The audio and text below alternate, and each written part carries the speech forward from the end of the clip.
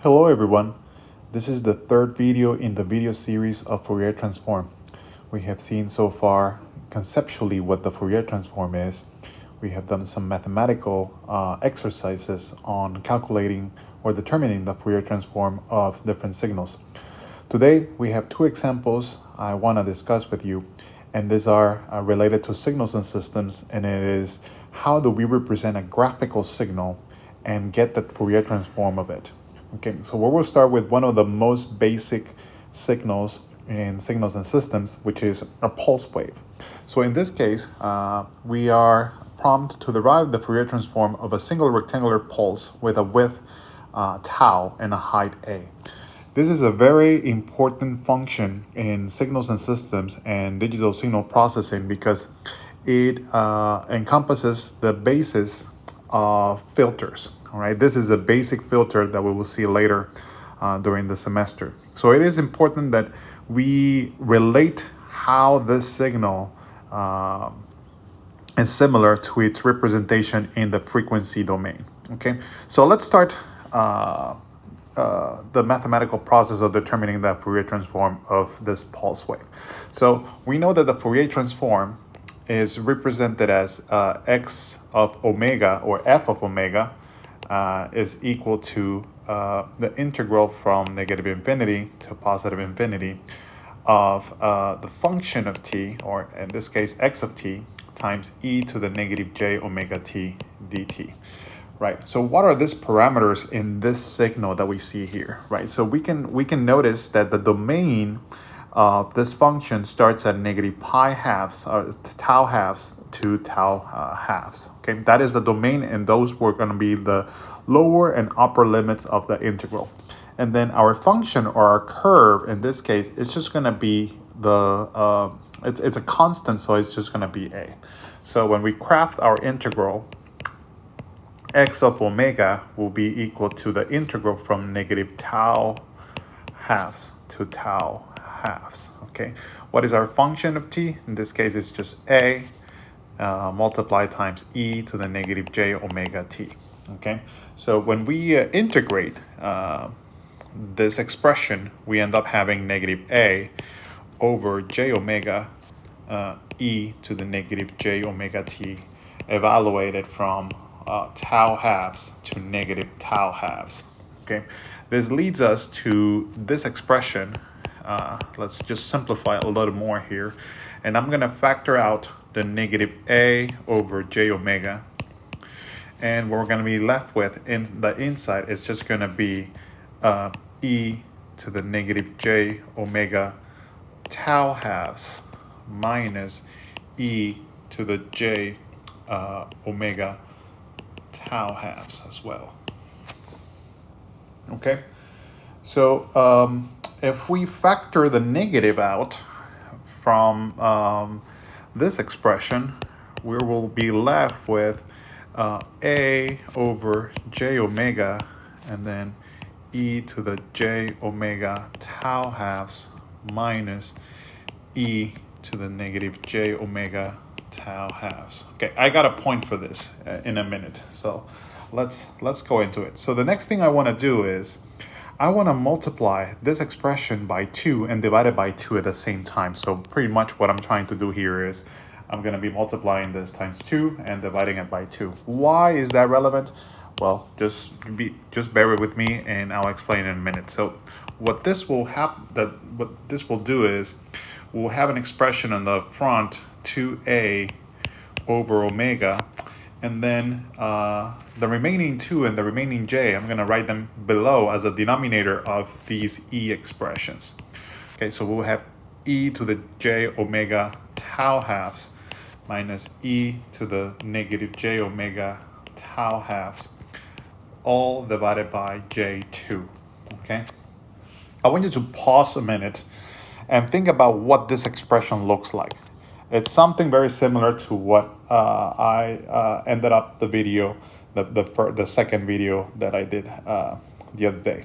Okay. So this expression is none other than sine, right? This expression that you see here is just sine, because we know by our friend Euler that sine of omega t is none other than e to the j omega naught t minus e to the negative j omega naught t divided by j2. So if you notice, we have that sign there, okay? But I am not gonna finish, I don't wanna finish the exercises in this way. There's something else that we can extract from here. And this is what we're gonna do now. So what I'm gonna do is, very similarly to what I did with 2 divided by 2, I'm gonna multiply the whole expression, but this time with tau halves divided by tau halves. Okay, so let's see how this expression changes by multiplying and dividing the whole expression by tau halves. Okay, so we got our new expression will be x of omega equals to a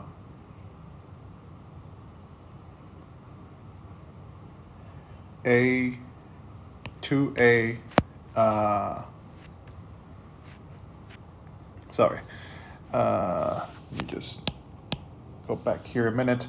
So we have 2a times tau divided by 2 multiply all together times e to the j omega tau halves minus e to the negative j omega tau halves, all divided by j2 times omega tau halves.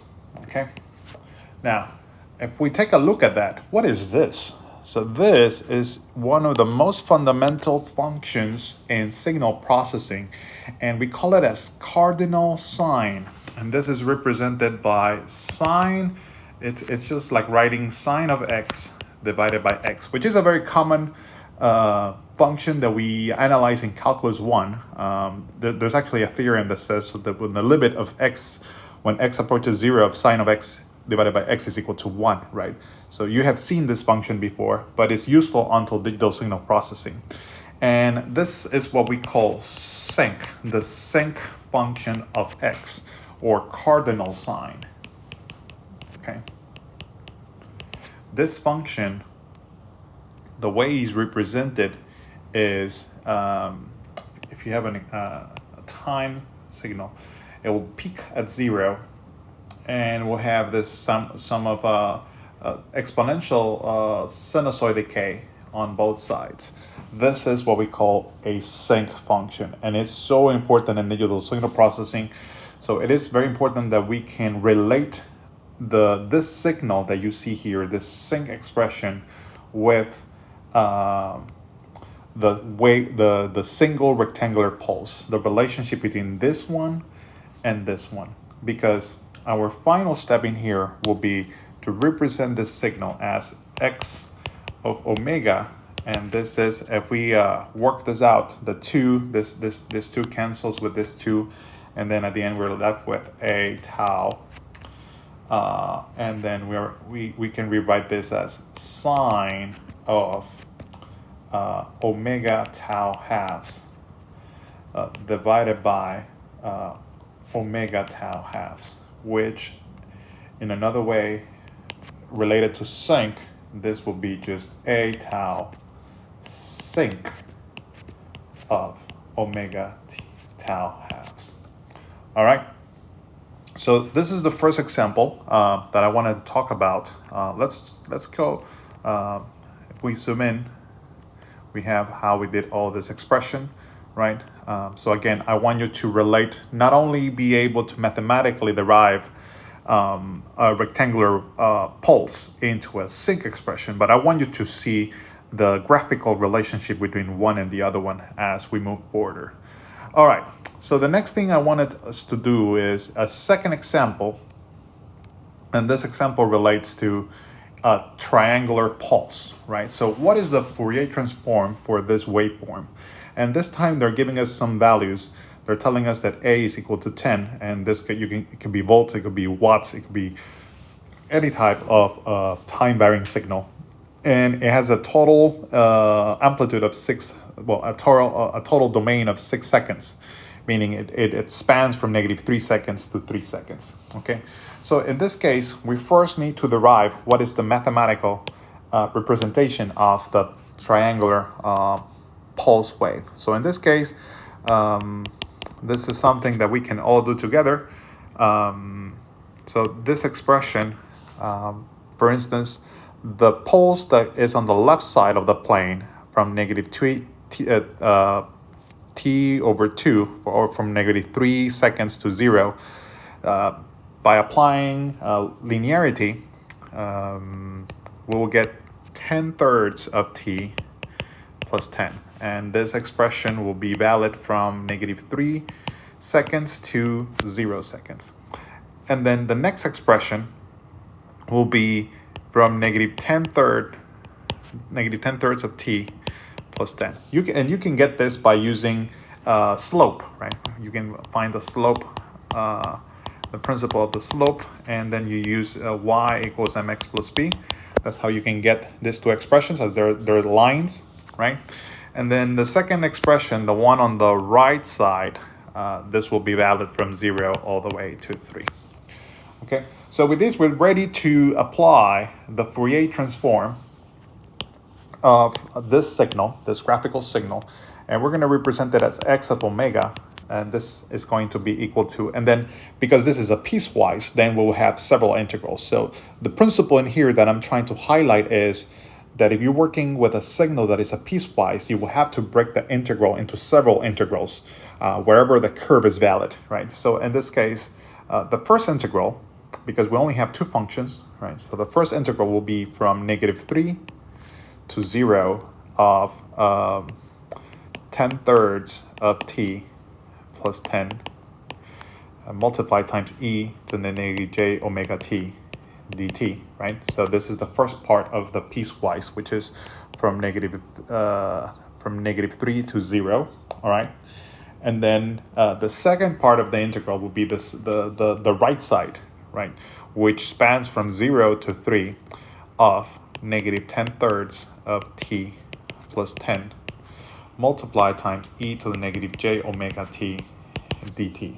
Okay, so I'm not going to go through the details of integrating this, but just heads up, these two integrals need to be solved using integration by parts, or you can actually use the method, the quick method I told you, I taught you some weeks ago, the tabular method, right? Because definitely this is a polynomial with an exponential. So you want to use integration by parts. So I'm going to name the first integral, integral 1, the second integral, integral 2, and then here are just the results of it. So the result of integral 1 is 10 over -j omega plus 10 over 3 omega squared, parentheses 1 minus e to the j 3 omega. Okay, and I encourage you to verify these results. Try them on your own, because you will have to practice a lot. There's a lot of integration in this class. We have some properties that we're going to be talking about in a further video, but if you're actually working with signals, it's almost a must that you will have to integrate to get the signal that you want, okay, that you want to determine. Okay, so the second integral is very similar. So it's 10 over j omega plus 10 over 3 omega squared. And then in here we swap the terms, so we have e to the -j 3 omega minus 1. Okay, when we add these two integrals together, I1 plus I2, the constant terms will cancel out, and I'm going to just be left out with the addition of the 2 second expressions, right? This one and this one. These two that will cancel out. And we're left with, by simplifying, we end up having 10 over 3 omega squared. In parentheses, we'll have e to the -j omega 3. J 3 omega minus e j 3 omega. And we can take out the sign, because we are walking in the same direction from the previous exercise. We're gonna represent this as a trigonometric expression, right? So we take that negative out as negative 10 in here. We'll be left with e to the j3 omega minus e j 3 omega.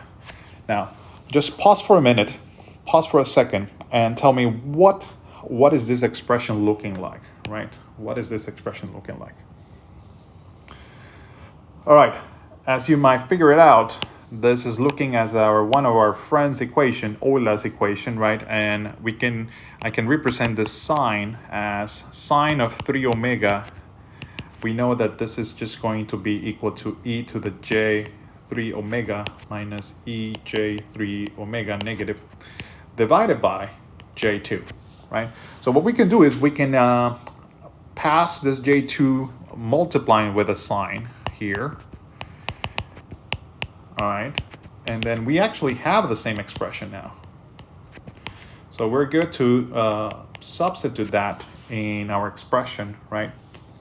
So just to recall, here we're calculating x of omega, right? So x of omega in this case will be negative 10 times j2 over 3 omega squared sine of 3 omega. And if we simplify this a little bit more,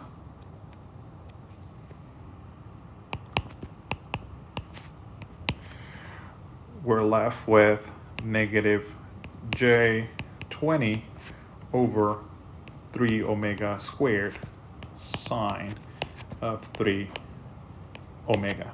So if you notice, everything either becomes a sine or an exponential, right? And you'll have your expression in terms of complex expression because we're in the complex frequency domain. But we won't longer have t's in here. We'll only be working with omegas. Okay, so I hope that this video illustrates you. Remember that there's homework, and please stay tuned for the next video. Thanks for watching.